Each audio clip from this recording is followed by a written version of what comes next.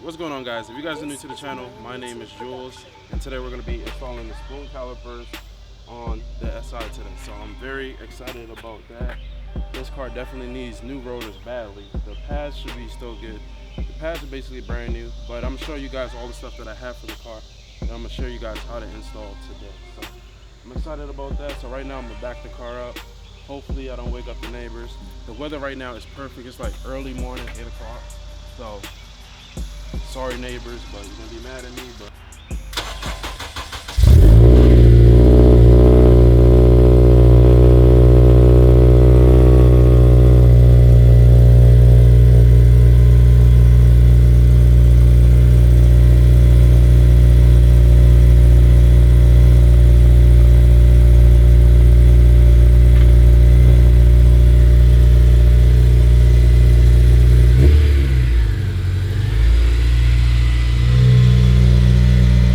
alright guys, so I'm gonna start the process of jacking up the car, getting the jack stands out. The car's already aired up and everything, so I can get the jack underneath it and everything, so we are good to go. I'm about to start the process right now. Hey guys, so I just basically brought everything outside that we need for today, so I'm gonna show you guys the process. So we always had these 2 jack stands, then we finally bought some new extra jack stands, so we have 4 jack stands in total, which was a must-have because if you guys don't know, we are going to be bagging the Shelby GT350 over there.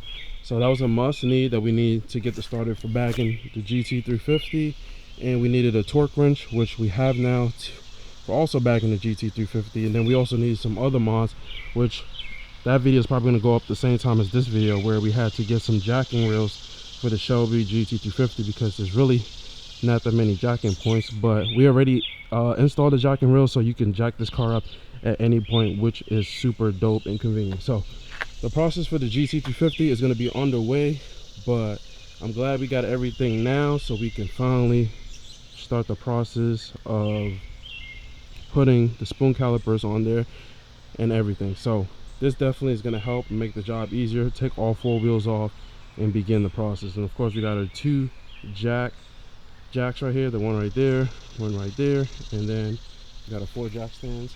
Also, I'm going to share with you guys everything that I decided to go with. So of course with me, I like to do it right the first time and just get everything out the way. So the passes on the SI right now, I believe we changed it sometime last year, maybe August, September.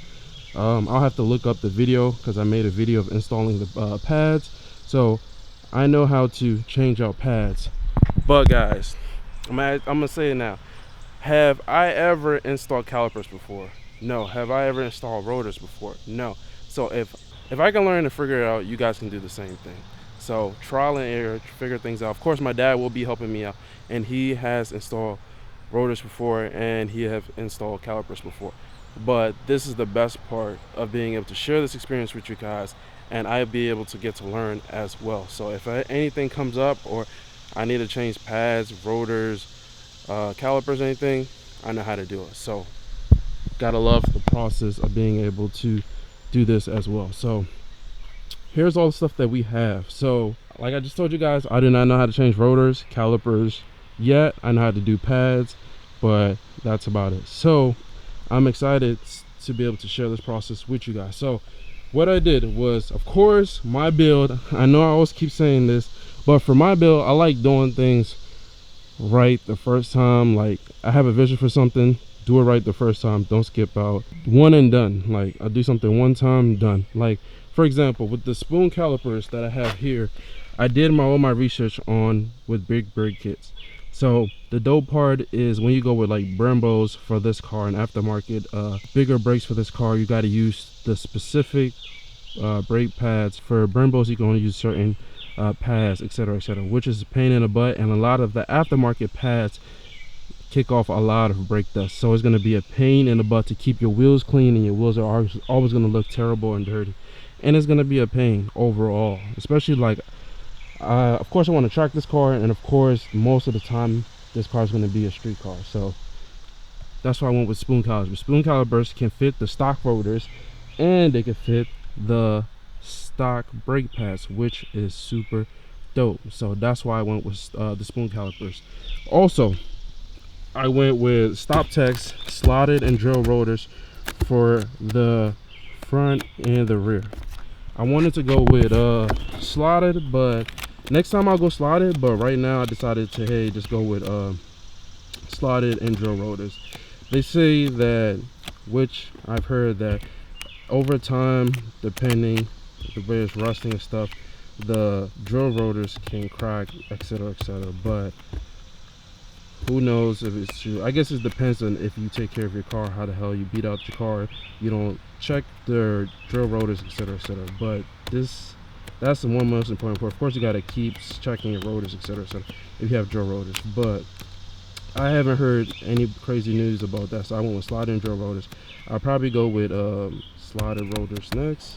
Then I went with OEM pads. I got the new front and rear, and I went with StopTech stainless steel braided lines for the front and rear. So we are going to be upgrading for the rear the rotors, slotted and drill rotors for the rear, and the stainless steel brake lines as well. And then for the fronts, we're going to do the spoon calipers, slotted and drill rotors, and the stainless steel brake lines. So the stainless steel brake lines definitely helps with basically the fluid getting to the lines, and instead of it being a rubber line and getting hot and everything expand, it basically is just a stainless steel, and it helps you with the pedal feel and braking overall with the stainless steel lines. So that's what we're going to do today. So, and of course I got some more brake fluid.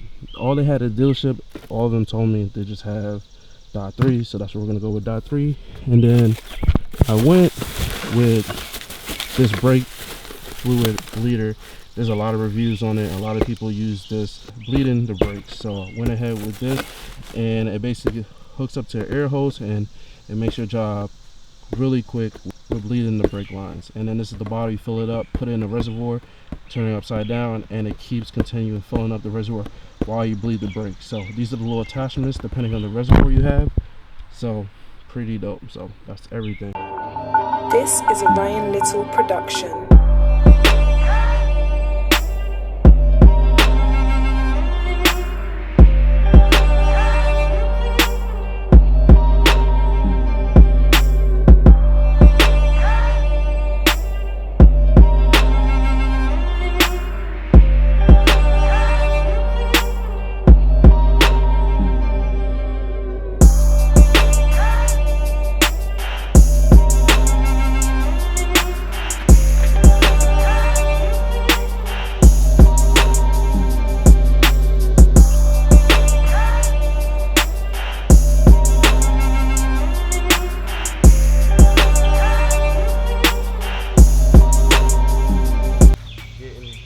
On here, slotted and drill rotors. This is like a big step, of course, to getting more power and of course track time overall. So this is definitely a plus and a big step to where I want to go toward the build. So I'm real excited about this and excited to share this experience with you guys. So if you guys decide, if you guys want to track your car, you want to upgrade the braking power, rotors, pads, etc., you guys have a tutorial on how to do it. So that's what's up.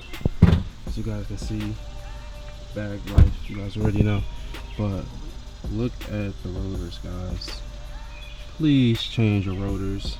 And this is what I noticed yesterday on my pads. You see they're kind of weird and uneven a little bit, because basically after a while they get down, and basically this turns to metal, and then that's how you could tell that it's screeching and you need to change your rotors. But mine's definitely, you can see like a little bit around the edge is actually metal touching, so that's bad. So your boy has been slacking. This should have been done, but it is what it is.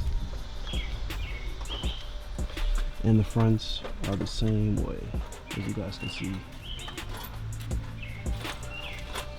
All bad. You popped my hood on my car, man? When did y'all pop the hood on my car, man? Told me to. Y'all can't be showing, look, you can't be looking under my hood. There's nothing there to be looking. Hey man, don't be popping my hood. What's that turbocharger? Where's that supercharger? Huh? Nothing to be sawing. What? Hey man, don't look under my hood, man. Everything stopped except the engine tape. You looked under my hood, man? Huh? Don't look under my hood. So the first thing you're doing is what? Loosening up the what? I'm loosening the line up, the line. The line that's on the suspension. Yep. To push the pistons back. And as you guys can see at the top where the piston is basically depressing. So you got to take the 2 bolts that's holding the caliper on there. They're both 12 millimeters.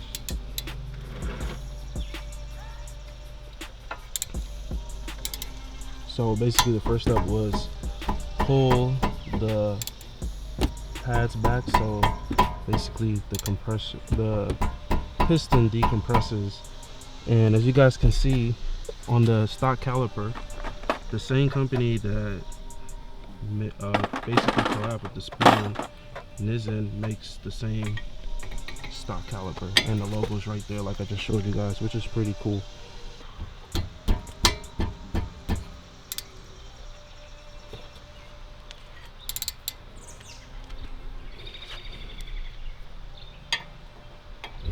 So there's basically another nut in there, so you're basically getting force so it doesn't spin, right?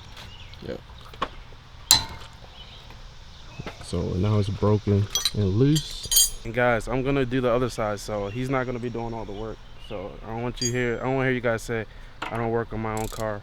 All I do is film. So I'm gonna be doing the other side too. So and then the whole thing comes off. And he's basically trying to move the caliper out of the way with the piston and everything. So it's just laying there on the ground. So we're taking the pads out. That's pretty cool that it just pops out like that.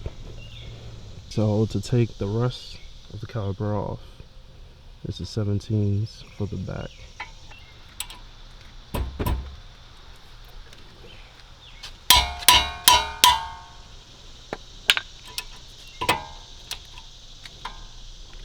And there's 2 bolts, 17 on the top and on the bottom.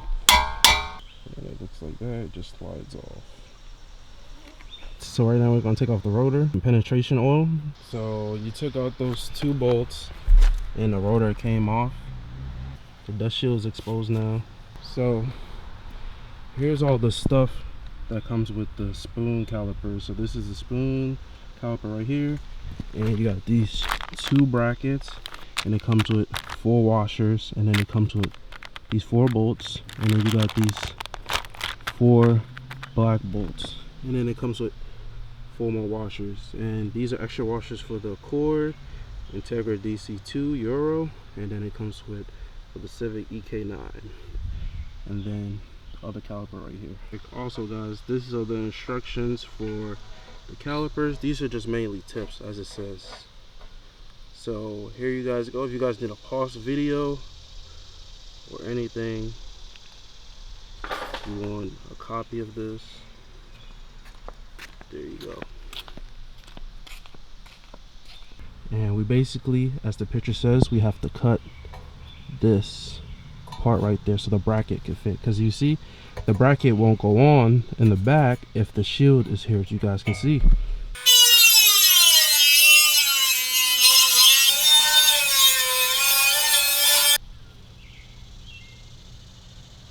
New rotor. So the first thing we did was slide the new rotor in, and you have to align the bolts right here.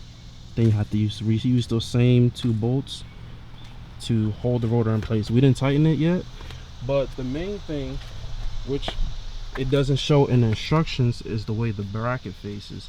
So as you guys can see, the bolts are there's 2 bolts, the black ones that I showed you guys right here, and there's a washer. So you put the black bolt in the back first, and then there's a washer you put on top of it.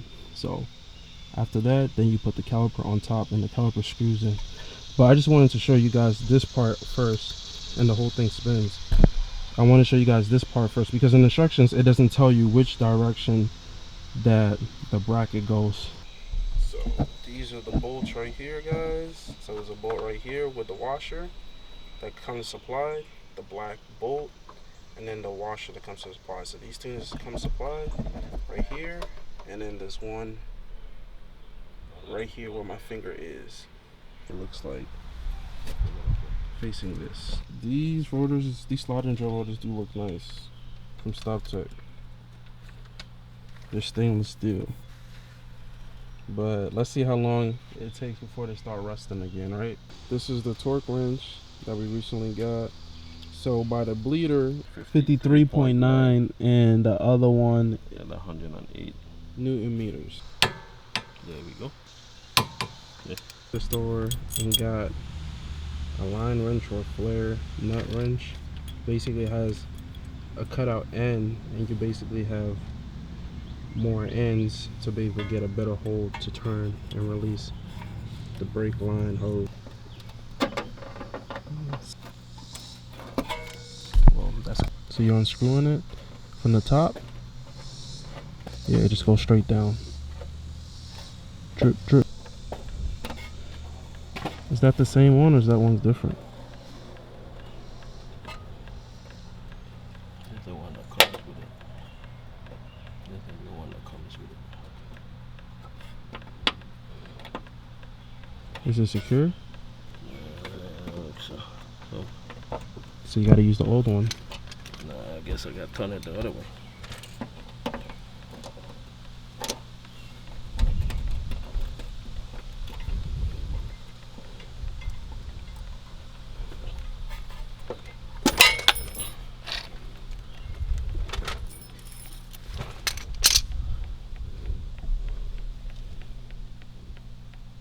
That's the way it should be. It should be like that. That's what it's supposed to be, not like this. So you put it on the wrong way?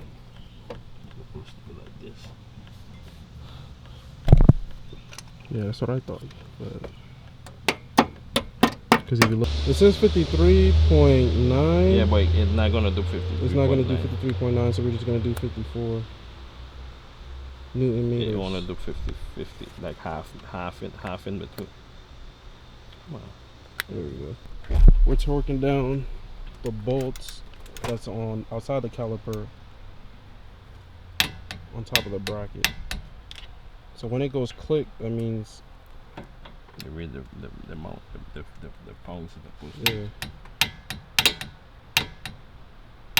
So right now you're taking out basically like a holder that holds the pads together. Hold the part to the neck.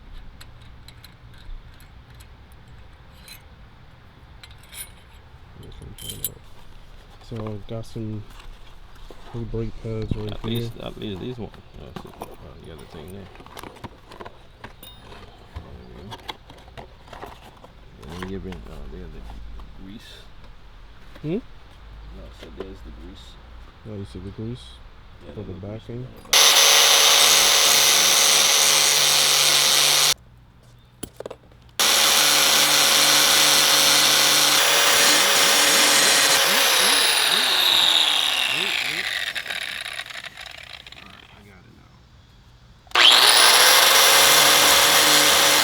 Right now you're putting the grease on there, Mm-hmm. on the back of the pad.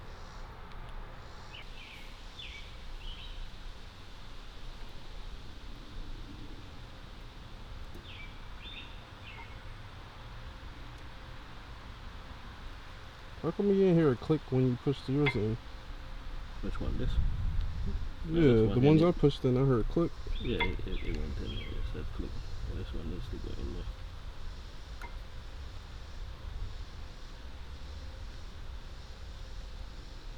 Didn't we just put in this one and it went in? We did the other side. Yeah, by pushing this one too. There we go. Click. The other one click? I didn't hear the other one click. Oh, it did? Yeah. So this is how it looks. OEM brake pads and the spoon caliper. Nice. Let me see, let No me see problem. this. Fits perfect. We ain't know yet. We gotta put You this say if you don't know yet. This piece has to go in. Okay. So I have to put this You're piece kicking in. everything over. Good job. Yep. See, there's a problem here. You just gotta be lift it up some. There you go.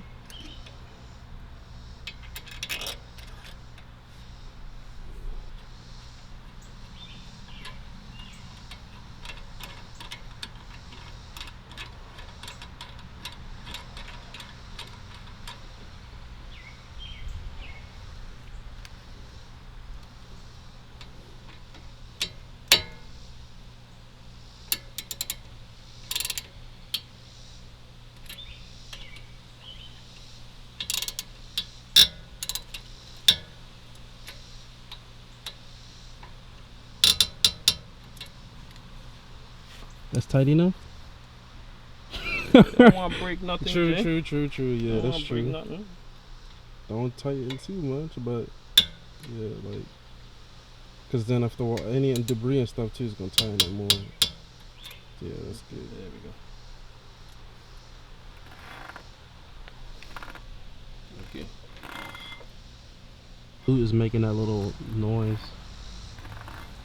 Cause the wheel's in full lock. But Okay. nothing's touching. Everything's good. Straighten it up. Straighten it up. Let me see what it looks like, you know. What you think? It looks nice. Nice if you have something back to. Oh yeah, that has spoon calipers for the rear. Yeah. So slotted and drill rotors with the spoon calipers. Yeah, that looks nice.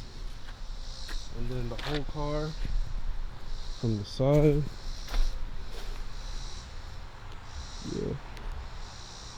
Since it's kind of like a pearl color, when the sun shines, it gets like a bright blue. It kind of matches and flows. Yeah, it matches and flows with the car, so that was nice. Are we gonna clear? I don't know. You tell me. Yeah, look how much clearance we have. Right there. Shit. You tighten up that stuff. You got touch it. You put leave it on there.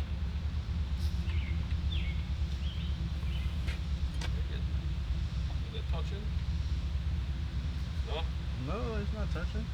Alright then, I guess so. Perfect. Come on. This is how it looks with the slotted and drill rotors. And then the clearance, as you guys can see, it's kind of close, but there's still some space there, as you guys can see. Looks really nice though.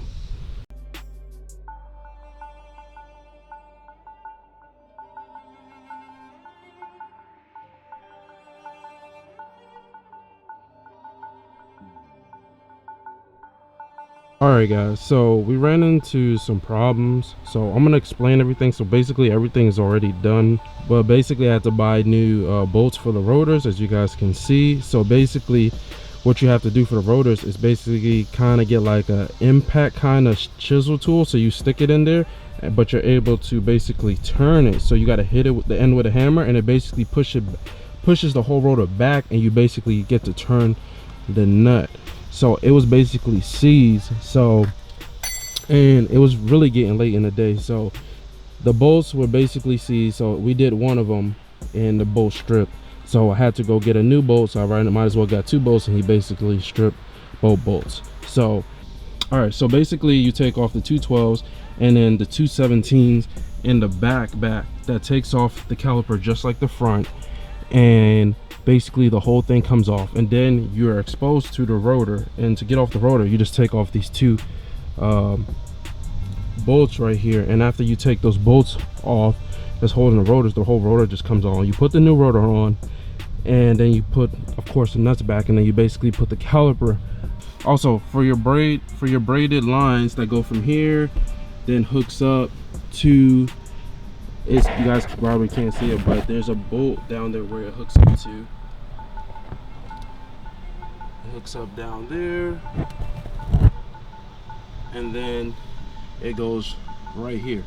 So of course, for the StopTech stainless steel lines, there's a washer, then inside of the washer there is where the fluid comes out, and then there's another washer, then there's the bolt on top. So that's how it is. So to be able to break this line, you basically got to get a line wrench. So it's basically like a regular wrench, but it has like a cut in the middle. So what you basically do is, so basically you get a line wrench or a flat wrench nut, and you basically has like a cut in the middle. So basically what you would do is stick it in here, and then basically go over top of the nut, and of course I can't get it now,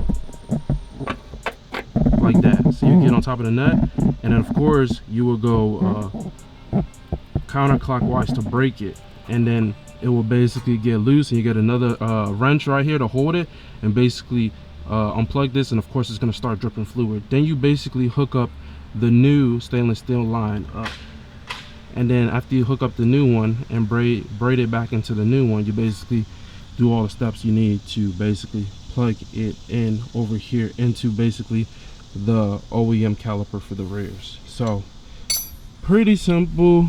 I wish I had recorded it, but we had shipped these 2 bolts, so it's actually basically the next day that I had to re-record this, because when I was editing the video I was like, nah, this is like, damn, the mic was basically off, and I was like, oh hell no.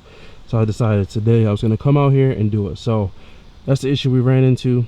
Pretty simple for the rears, not a lot of work, same process as the front, not overall crazy. So that's how you do the rear. So just in case if you guys want to know where the mic was not on. So I was informed that we have to make sure that it's between 90 to 120 at least on this compressor to start bleeding the brake. So I don't know if the mic was on, but we had put the fluid in the bottle. As you guys can see, it screws in. You just got to find the correct fitting for the reservoir that goes in here to hold the bottle in place and screw in. Then you just turn the fluid straight, and then it lets the fluid into the reservoir. And now we're going to see if the brake fluid bleeder is legit. Let's see if this goes from 2 hours to 15 to 20 minutes. So okay. You have the line open. Yep.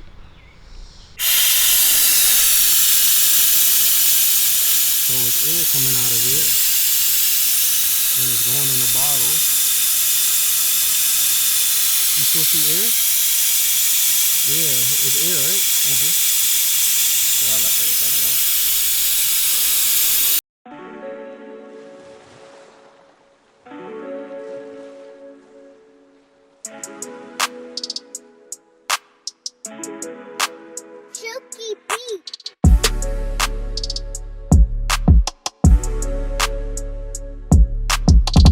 Smash the like button if you like this video. I'm definitely excited for the drilled and slotted rotors, the stainless steel brake lines, and the spoon calipers. I'm excited to see how they perform, and I'll also make a review video for you guys so you guys can check it out. But that's it for the video, guys. If there is anything that you want to achieve, find your inner drive, the thing that drives you to take a step toward your goals every single day and make it happen. Peace.